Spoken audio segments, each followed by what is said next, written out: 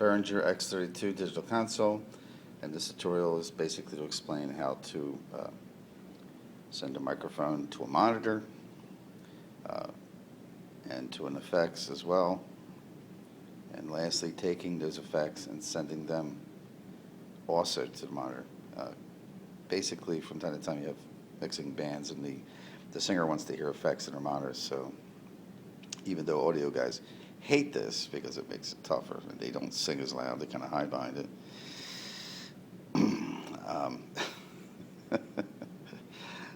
We have to do it all the time. So basically we start out using monitor, actually channel 1 for the microphone, and you would select that channel like that. Check, check, check. As you can hear, nothing's going into the monitor. And how we have this set up is IO1 out of the console is feeding this monitor right here. So we're looking to send this microphone, channel 1, into aux, excuse me, into bus 1, because when we pre-configured the console, we configure it as 6, 6, and 4, which means the first 6 are pre-fader monitors, the next 6 are subgroups, and the last 4 are effect sense. Consequently, 1, we're trying to assign mic 1 into bus 1, which would be the monitor. We do so by going into the bus sends section and selecting view. It changes the screen, and that's the view of the bus section. And as you can see, 1 through 6 is colored differently. That's the monitors. The next 6 are the subgroups, see, muted out, and the last 4 are effects. How we assign this channel, since it's selected, is to hit the first of the 4 buttons. And what that does is it activates these 4 rotaries as being 1, 2, 3, and 4. You can see 1, 2, and 3, 4.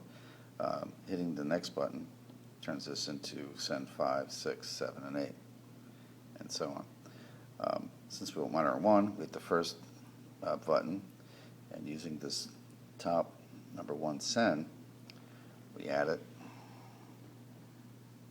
to the output. As we spin this, as you can see, the screen reflects that. We could also, there's lots of ways of doing the same thing, is use this knob at the bottom here to increase and decrease. But I'm sticking with this guy over here. Anyhow, so what we've basically done, check 1, 2, is we add it to the send that feeds this monitor. Check 1, 2. All right, now we want to send this guy also to an effects on that channel. And as I explained earlier, the last 4, since we pre-configured it that way, are the effects. We're going to use number 13, which is the reverb. And to do that, go back to the sends, and we select the last of the 4 buttons, which turns these rotaries into 13, 14, 15, and 16. 13, 14, 15, and 16. And by turning the top one, which is 13, we're increasing the send to 13. Increasing the volume there. Now, when I get on the mic, you won't hear it. Check 1, 2, because I only have the monitor live. If I bring the fader up to the house, check 1, 2, you can hear it in the house, but check 1, 2, it's still not monitor. So what we have to do is we'll go over to this section over here and hit the 3rd button down, which turns this half of the console into the master section for returns. Aux ins and effects returns. And as you can see, these are 1, 2, 6 auxes, which are associated with the tip ring sleeves on the back board, so you can send things in the console, other subgroups and things from other consoles or things like that into the console via these 6 aux ins. There's also a USB faders that bring this. You can basically take music and plug it into this USB port here, and you can play it by bringing these faders up and down, which goes. Excuse me. It's hard to shoot this. Bring these directly to stereo, I believe. Select this and see stereo. Yep, it goes right to stereo. Matter of fact, I think they all, even the auxes, go direct to stereo. Yeah. Effects. You seem to all go direct to stereo. Yeah, of course you can reassign them to a subgroup and such, but we're not.